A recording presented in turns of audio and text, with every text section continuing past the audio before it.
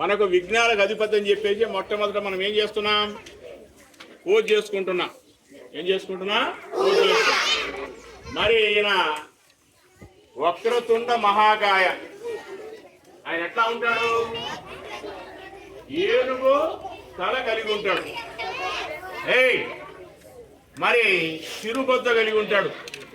మరి ఆయనకు వాహనం ఏంటి? ఎలుక వాహనం, మూషికమో వాహనం. మరి ఆయనకు ఇష్టమైన పదార్థాలు ఏంటి? కుడుములు, ఉండ్రాలు. లడ్డు మనం కనిపెట్టింది. లడ్డు మనం కనిపెట్టి ఆ లడ్డును పాట పాడుతున్నాం. 5,000, 10,000, 20,000, 50,000 ఇట్లా. కాబట్టి మూషిక వాహనుడైనటువంటి ఈయన ఒకసారి చిన్న కథ చెప్తాను. ఈ కథ అయిపోయిందో వెళ్ళిపోదాం. ఓకేనా? మాట్లాడితే ఎక్కువసేపు చెప్తా, మాట్లాడకపోతే కొద్దిసేపు చెప్తా. ఏది కావాలి మీకు?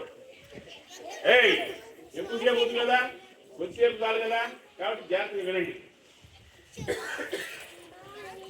ఆధిపత్యం కావాలని చెప్పేసి అన్నదమ్ములకి ఇద్దరికి ఈయనకు తమ్ముడు కుమారస్వామి.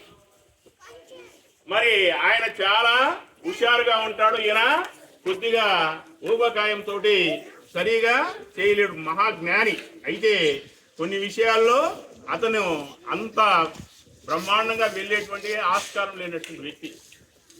మరి ఎవరైతే ఈ యొక్క ప్రపంచంలో ఉన్నటువంటి నదులన్నీ ఒక్కసారి చుట్టి వస్తారో వాళ్ళకి ఆధిపత్యం ఇస్తారని చెప్పి వాళ్ళ నాన్నగారు చెప్తారు.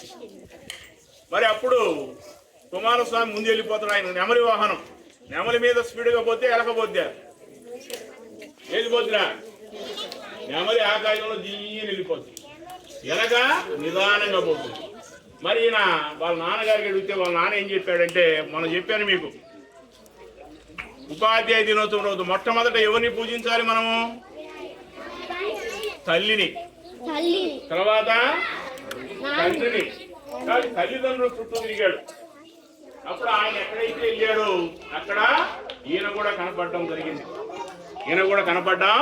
అరే ఒకటోళ్ళకు ఇక్కడనే కూర్చోబెడతా నేను, ఈయన్నే కూర్చోబెడతా, వాళ్ళు పంపించి మిమ్మల్ని ఉండ.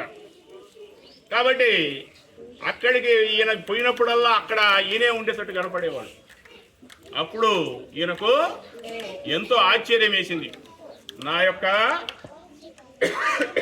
తమ్ముడు వెళ్ళినటువంటి చోటుకి నేను వెళ్ళలేని, పందెం ఓడిపోతానేమో అనుకొని వాళ్ళ నాన్నోళ్ళు చుట్టూ తిరిగాడు. ఎక్కడికి వెళ్ళినా కూడా వాళ్ళగా అన్నయ్య కనపడుతుంటప్పటికి ఆయన ఒప్పుకున్నాడు. అప్పుడు ఆధిపత్యము ఈయనకు ఇవ్వడం జరిగింది.